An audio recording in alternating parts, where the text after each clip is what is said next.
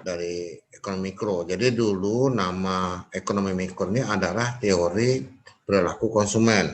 Ya, ini dulu. Nah, sekarang sudah dirubah menjadi ekonomi mikro. Dulu makro pun tidak namanya makro, tapi adalah apa? Teori pendapatan nasional. Kemudian dirubah menjadi teori ekonomi makro. Nah, ini sangat penting materi hari ini karena ini mengamati bagaimana kita sebagai insan ini bersikap, ya, bereaksi terhadap suatu produk, ya, suatu produk namanya Vivi. Oke, silakan lanjut Pak Iman.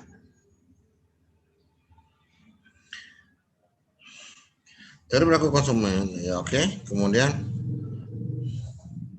untuk membahasnya kita harus tahu ada asumsi dasar, ya. Pertama, ada barang atau jasa, ya. Kalau nggak ada barang, nggak ada jasa, ya berarti nggak ada konsumsi kan? Intinya gitu. Jadi harus ada barang atau jasa atau ada sesuatu yang bisa dikonsumsi, ya, memperoleh manfaat. Untuk manfaat makin banyak dikonsumsi, makin besar manfaat yang diperolehnya. Itu ada goods. Kalau misalnya jasa itu services, ya, goods and services, ya. Jasa memang kita tidak kalau jasa memang barangnya tidak nampak, tapi kita bisa merasakan manfaatnya, merasakan kepuasan dari jasa itu. Misalnya kalian naik Gojek, ya, di atas satu tempat ke tempat lain, atau pesan barang dengan Grab misalnya.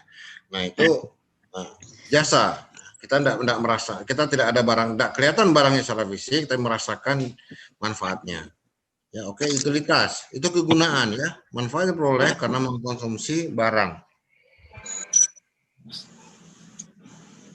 Total utility, TU, manfaat total dari sebuah barang yang dikonsumsi.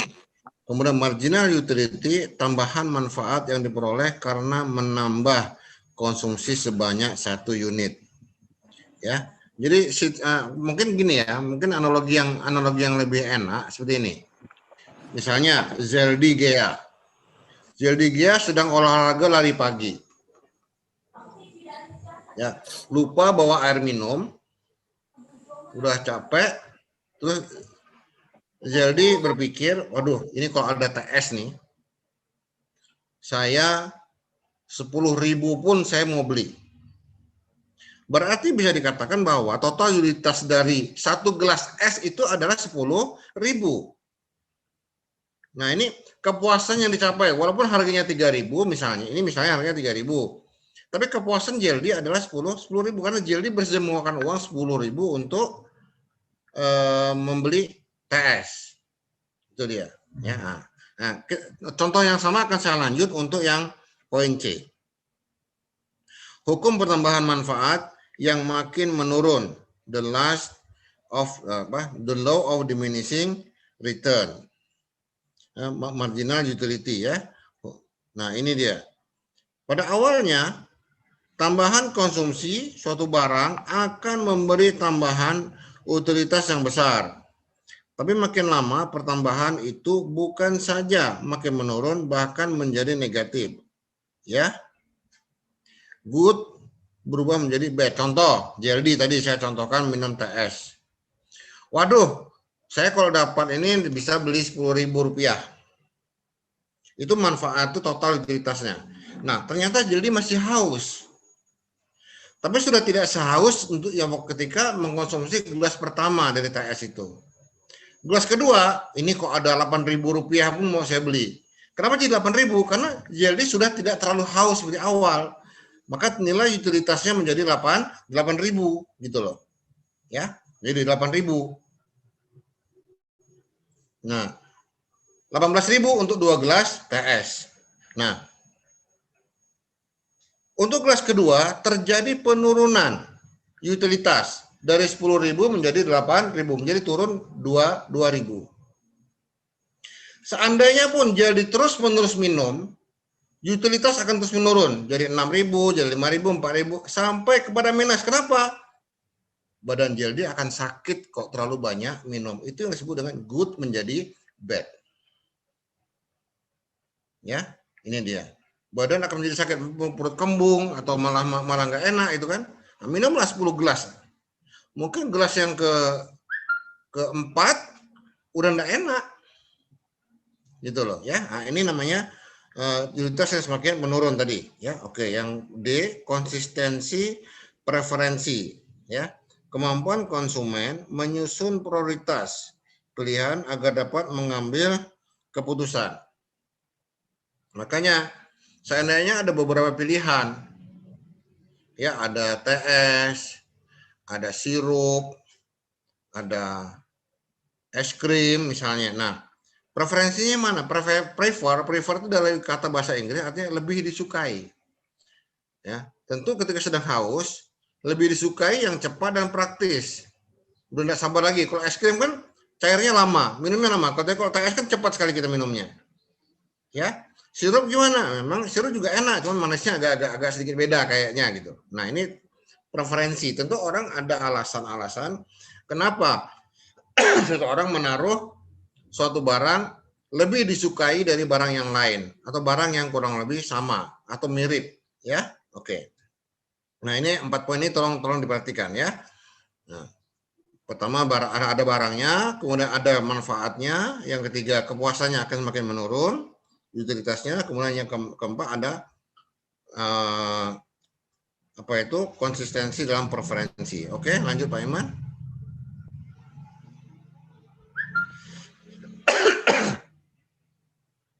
Oke. Sekarang ini untuk menghitung ya. Untuk menghitung ini ada namanya pendekatan menghitungkan kepuasan konsumen dapat menggunakan 2 pendekatan ya. Yaitu pertama pendekatan nilai guna utility ya. Teori kardinal. Ada nanti kalian akan menyebut juga teori kalau tidak salah namanya ordinal. Teori kardinal menyatakan bahwa kegunaan dapat dihitung secara nominal, sebagaimana kita menghitung berat dengan gram atau kilogram, panjang dengan meter atau sentimeter. Keputusan untuk membeli suatu barang berdasarkan perbandingan antara manfaat yang diperoleh dengan biaya yang harus dikeluarkan. Ya. Tadi yang saya bilang tadi, ketika bisa olahraga, JLD, haus sekali, maka ketika menyebut uang 10.000, harga TS 10.000 mau dia beli, berarti itulah adalah nilai kepuasannya, ya. Nilai kegunaan itu nilai kegunaannya ya. Nilai kegunaan yang diperoleh konsumsi disebut utilitas total TU tadi. Ya, tambahan kegunaan dari pertambahan satu unit barang yang dikonsumsi disebut utilitas marginal atau marginal utility. Tadi gelas pertama 10.000. Gelas kedua 8.000. Ya, ketika kepuasannya bukan harganya tetap mungkin 3.000 aja. Nah, marginalnya di mana? 10.000 jadi turun 8.000, jadi marginalnya adalah 2.000. Deltanya. Marginal itu selisihnya ya. Total uang yang harus dikeluarkan untuk konsumsi adalah jumlah unit kali harga untuk setiap unit tambahan konsumsi. Tambahan biaya dikeluarkan sama dengan harga barang unit. Jadi beda kepuasan dengan harga barang. Tadi contoh TS tadi, kepuasannya 10.000, tapi harganya hanya 3.000. Gelas kedua, kepuasannya 8.000, tapi harganya cuma 3.000. Nah, itu dia. Ya. Beda antara tingkat kepuasan dengan harga. Oke, lanjut Pak Iman. Misalnya Ahmad ingin membeli baju yang harga selainya 250.000. Nah, ini analogi yang berbeda.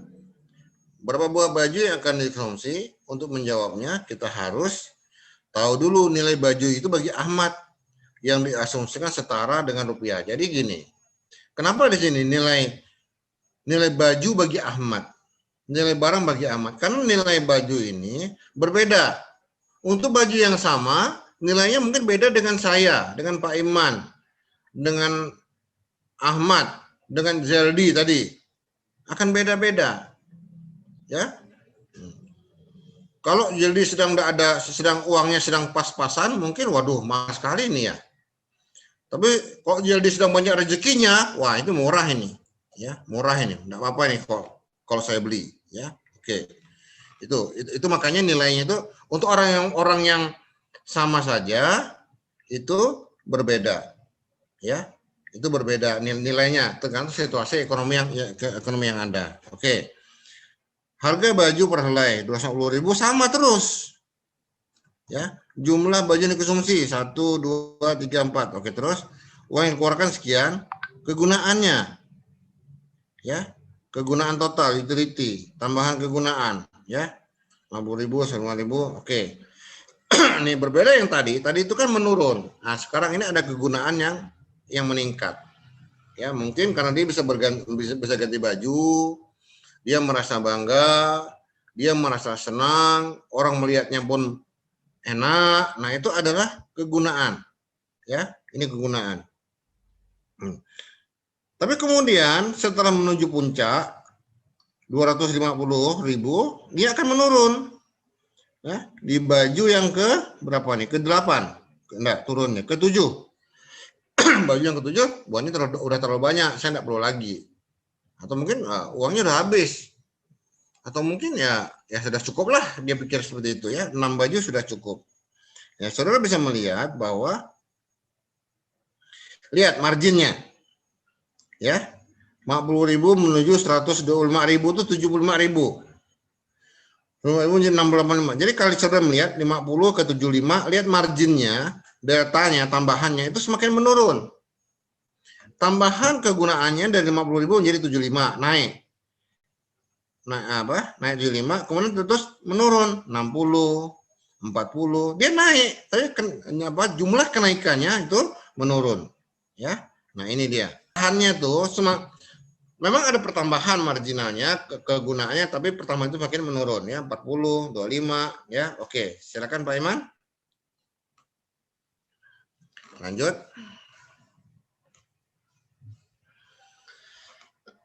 Nah, lihat ini grafiknya ya. Ini grafiknya ya. Kurva utilitas ya, total ya dan marginal ya. Lihat. Secara total semakin menurun. Tapi lihat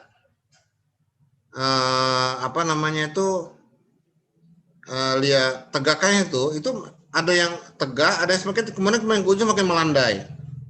Ya, kita lihat marginalnya yang di bawahnya itu lihat semakin menurun. Malah menembus titik 0. Malah kalau terlalu banyak bajunya malah enggak enak ya. Mungkin jarang dipakai atau apa segala macam gitu ya. Nah, oke. Nah, ini yang harus saudara pahami. Oke, lanjut Pak Iman.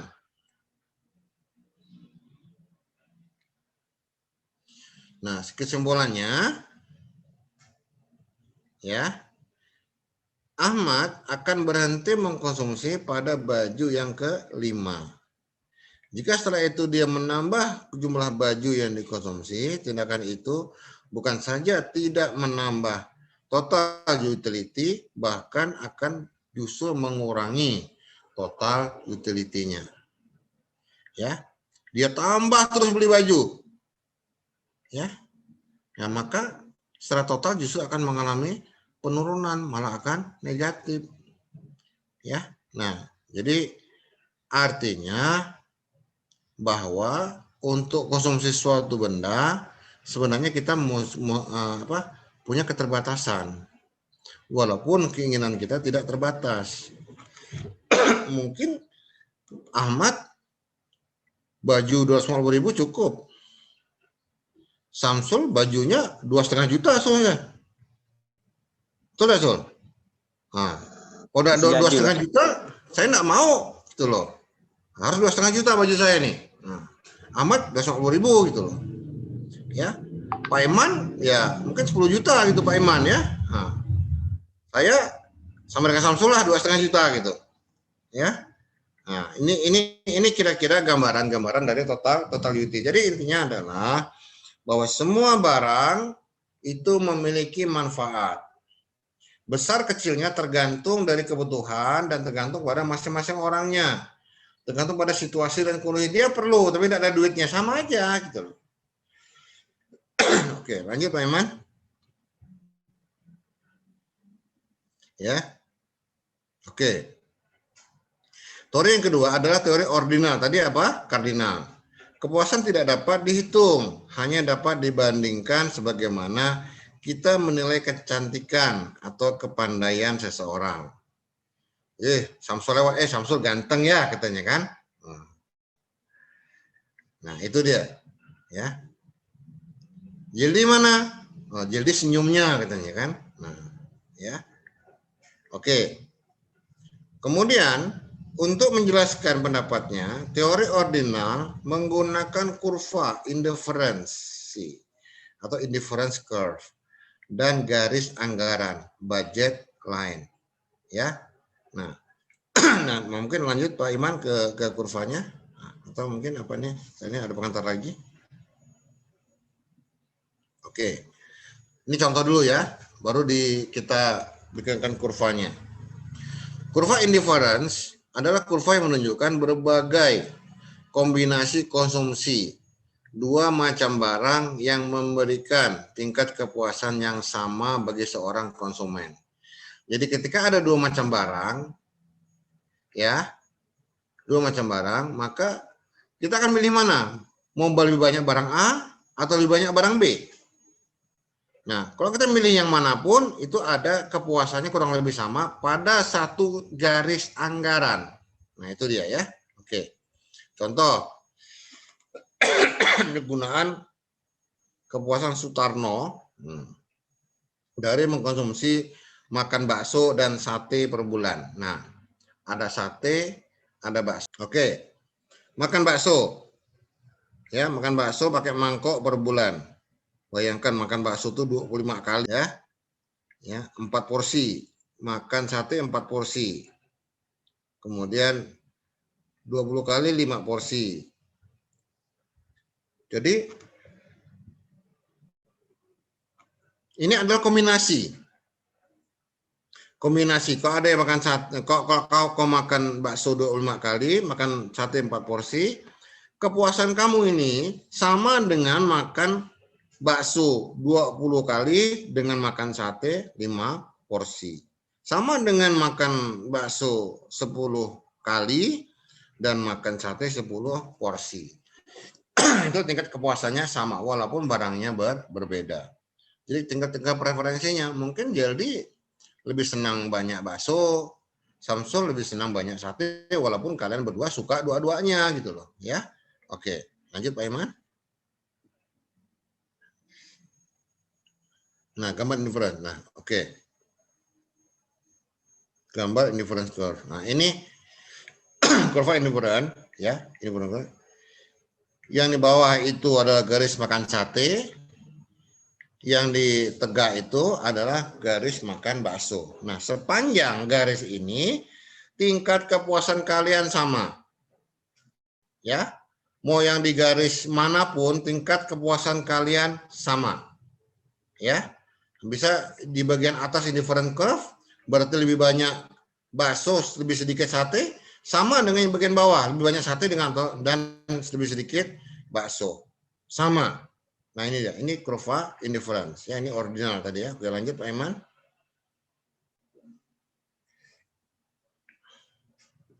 Ya. Asumsinya adalah semakin jauh kurva indifference dari titik origin, maka semakin tinggi tingkat kepuasannya. Jadi titik origin itu ada titik 0. Ya, titik 0. Tadi yang di kiri bawah kan ada titik 0 kan? Ya. Yang sebelah kiri makan sate, yang di bawah makan bakso, yang bawah makan sate. Nah, titik ketemunya itu di kiri itu, kan ada titik 0. Ya, semakin jauh dari titik 0, maka tingkat kepuasan akan semakin tinggi. Ini dia. Oke, lanjut Pak Iman.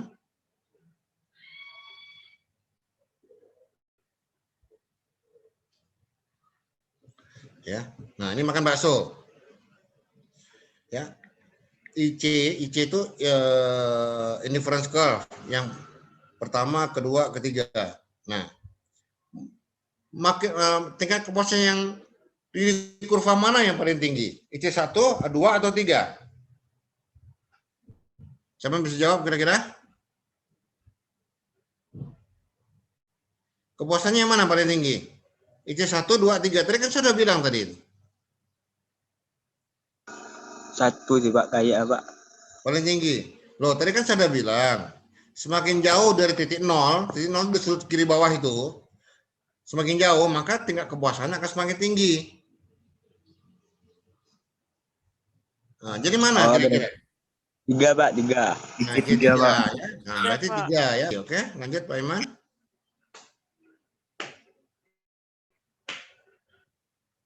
Nah, garis anggaran adalah garis yang menunjukkan berbagai gabungan barang-barang yang dapat dibeli oleh sejumlah pendapatan tertentu.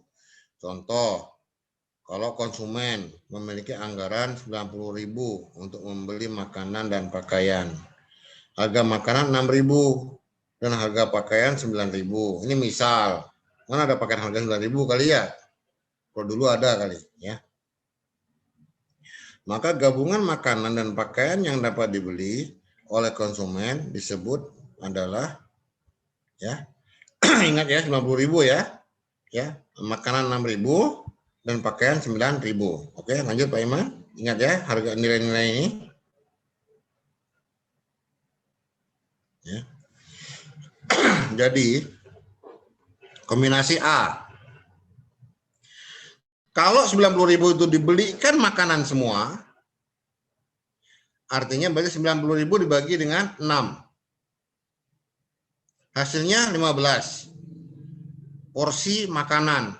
Sedangkan dia tidak membeli pakaian. Pakaiannya 0.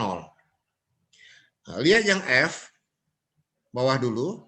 Nah, kalau dia belikan semua dengan pakaian, 90.000 dibagi 9, maka dia akan mendapat 10 pakaian, tapi tidak mendapat makanan. Nah, di antaranya A dengan F adalah kombinasi dari konsumsi makanan dan pakaian. Paham, Gilang? Belum paham, Pak. Bingung. Belum paham. Nanti kalau diskusi dengan Samsul ya, kau tanya dengan dia paham tuh. Ya. Nah, jadi saya ulangi sekali lagi. Tadi ada uangnya Gilang 90.000. Harga makanan 6.000. Sekarang Gilang belikan semua dengan makanan. Dapat berapa porsi makanan Gilang? Tadi 90 Pak ya. Nah, uangnya Gilang 90.000. Harga makanan 6.000. Jadi kok Gilang belikan makanan semua, jadi berapa dapat Gilang makanannya?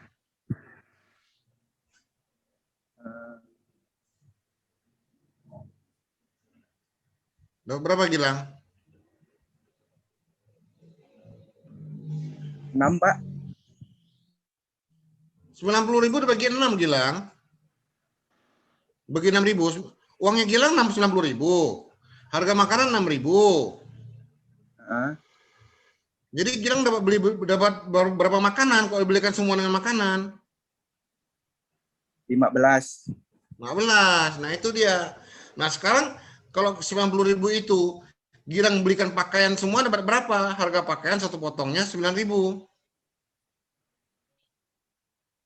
Kalau Gilang belikan pakaian dapat berapa Gilang? 10 Pak.